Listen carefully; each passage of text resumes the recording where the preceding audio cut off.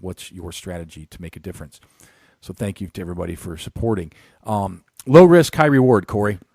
Last week I reported that I was going to be going to the annual grand jury impanelment in Scott County, which I did. I attended with my friend Mike Angelos. It's the 5th year I've been there. Same with Mike. And I will say that I truly believe, based on how things proceeded, that they weren't actually going to even convene that grand jury impanelment until I emailed the county attorney and asked him what the date and time was. He got back to me and was like, after 2 emails asking him what the date and time was, he said, yeah, we're going to have it. It's going to be the 16th. It's going to be 8:30 in the morning. I don't know which courtroom, and I don't know which judge yet. I don't know why he felt compelled to tell me that information, but it was kind of interesting. It seemed like it was kind of haphazard. So I got there at 8:30, and Mike was there, and there was only 2 people other people sitting there in the courtroom. No, one guy was sitting there. And I looked at Mike. I said, what's going on? There should be more people here. And he's like, the board says 9 o'clock. So they moved it to 9 o'clock, apparently. Well, I had gotten that email from the county attorney a week or 10 days prior to the 16th. And a couple of more people came in, and they pulled out their envelopes of their jury notification. And I asked them, hey, when did you receive this? Well, this was on a Tuesday, the 16th. They received it on Thursday. So they got their notification for the jury, 4 days prior to the seating. So that shows me it was done very quickly, last minute type thing. All right. So, and in the previous grand jury impanelments I've been to, there was, probably about 30 people that were in the room, and then they narrowed it down to 7 that were seated and sworn in, and then there were 7 that were named as alternates. Well, this year, 20 people showed up. I counted them, and they went through the proceedings very quickly. The same judge as last year, Marlita Grieve, was the presiding judge. She's the head of the 7th Judiciary System there. And she's the same one that 2 years ago tried to assert that we can't have, the public shall not know the name of the grand jurors. And the reason we do all this is because it is a much underutilized resource in the county, the grand jury. They are effectively told by the county attorney, look, you got to do this. We have to do this just to have the grand jury impaneled, but you're not going to be called. And in the rules of criminal procedure 2.0 at the state level, the statutes, they state that among other things, the duties of the grand jury are to investigate allegations of wrongdoing by publicly sworn officials. And that is why many of us, including Mike, started looking into this and making the names of those grand jurors public, because we asserted, how can even a 14th Amendment citizen avail themselves of the grand jury to bring a case against a publicly sworn official if they don't know who the grand jury is? You don't know who they are, you can't bring a case. And, of course, the system is just deathly afraid that a grand juror would get called by a lowly citizen and have them investigate a potential crime by a publicly sworn official. I mean, that would just upend their apple cart so bad, because the jury, even inside this administrative division, it has great authority. It can subpoena people. It can convene in private and investigate wrongdoings, allegations of wrongdoings. It can hold hearings and bring people in through the authority of the sheriff's office. I mean, this is really powerful stuff, but it's a muscle that is not exercised. So by us attending the grand jury impanelment, we're trying to get those muscles working a little bit. And by the grand jury seeing that there's somebody else there, looking at, I want to look them in the eye. So if I ever do have to contact them, they'll go, oh yeah, that's that guy that was there when we were sworn in. Oh yeah, I remember him. So there's some familiarity. It's not just some guy out of nowhere contacting them. And I think that this approach has some merit in that the watchers, meaning the county attorney, know that they're being watched. And this is why we pursue this. So I think it's fascinating. And, something that I noticed in just a police trial here that was in Fullerton a while back was got just an absolute sense that all the people who were called on the jury pool for that entire trial was a contrived jury pool. In other words, they knew who these people were that were brought in for the jury pool. I'd bring up the same question as far as who are these people that are serving on the grand jury? Mm-hmm. Their names are public. Who do they work for? Yep. What are their political affiliations? And I bet a little bit of digging we'll find that these are all people who are in the system. I doubt you're going to find anyone who is going to get a letter mailed out on Thursday and then show up to be impaneled for the grand jury on Tuesday and them not be a part of the system. It is worth checking into. One of the other duties of the grand jury is to investigate anybody who's incarcerated in the prison system in the county for more than 30 days without an indictment. And of course, the spiel from the county attorney goes like this: we indict over 5,000 cases that are major misdemeanors or felonies a year. And we understand and presume that you as the grand jury don't want to be sitting around and dealing with all of these indictments.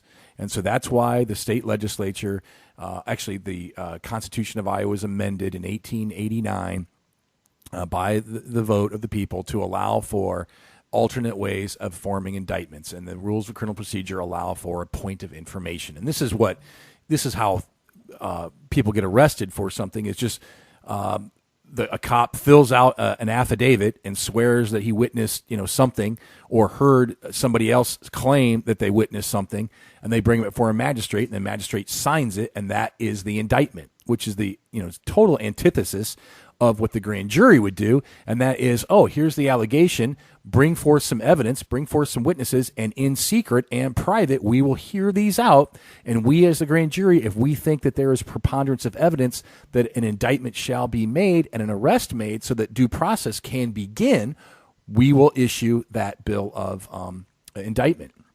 And that's how you're supposed to, it used to be done, but not anymore because we have such a milking parlor here. We have 5,000 indictments we have to deal with, all year. So you don't want to be sitting around here. So we're making it easy for you.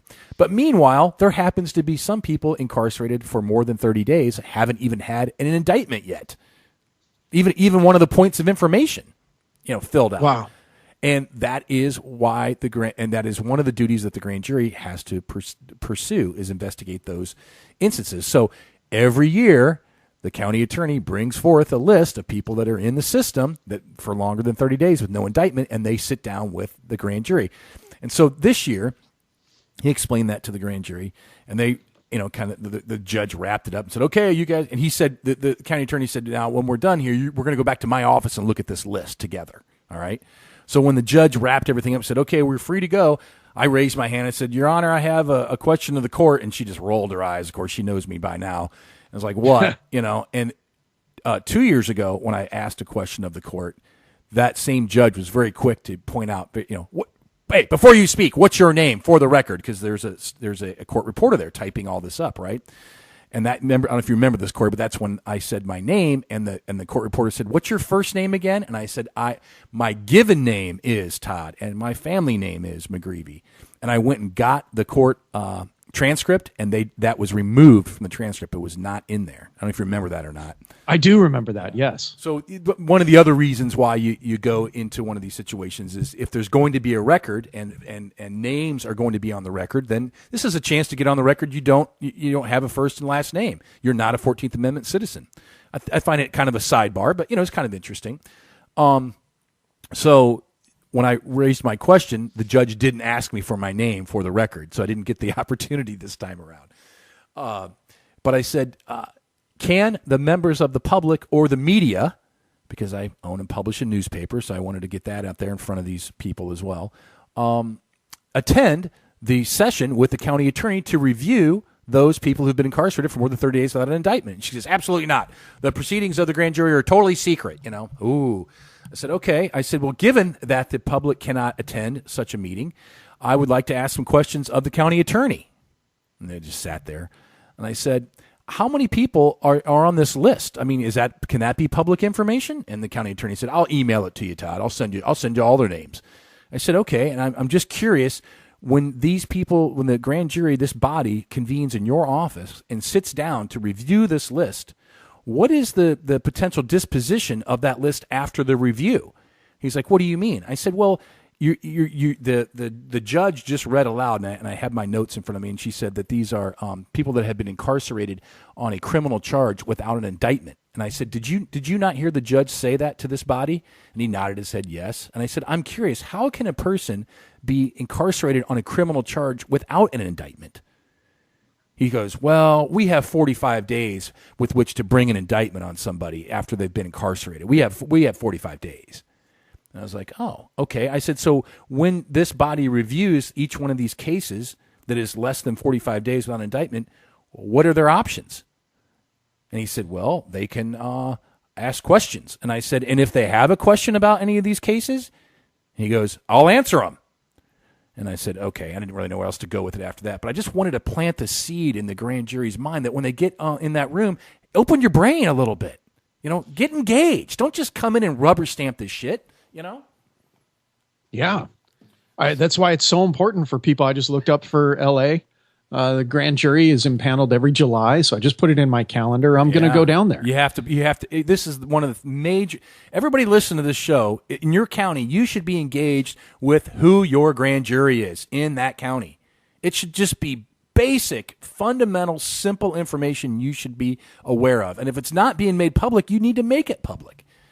It's low risk, high reward. If everybody knew who the grand jury was, then I guarantee the public officials would act a little differently around here. I agree. So Mike and I said, well, Mike, now that we're down here in the Gov corridor here in Scott County, let's go across the street to the county building to the recorder's office and pursue one of my favorite pastimes, and that is to go into the recorder's office and find out if the Emergency Management Agency has filed their articles of incorporation and bylaws yet, required by state law. And we went over there, and sure enough, the Emergency Management Agency, which was formed in 2001, right after 9/11, and it's effectively a branch of Homeland Security inside each county. But there's by state law they were formed, and there's the even in the administrative zone here, okay, there are rules. And that the rules state that in order for the Emergency Management Agency to be formed, they have to file the articles of incorporation and bylaws with the county recorder. Well, they've never filed them. And since then, the EMA has gone on to form a taxing authority with uncapped levying authority to form the Scott County Emergency Communications Center, SEC 911. It's about a $24 million boondoggle. They still haven't consolidated dispatch there. It's a black hole of taxpayer money, and it is being operated without properly being recorded. So this is something that needs to be pursued. I just have to make it a priority. There needs to be a declaratory judgment issued, filed at the court system. I'm trying to figure out which body should have standing here. Does an Article 4 citizen have standing? Does a corporation have standing on this?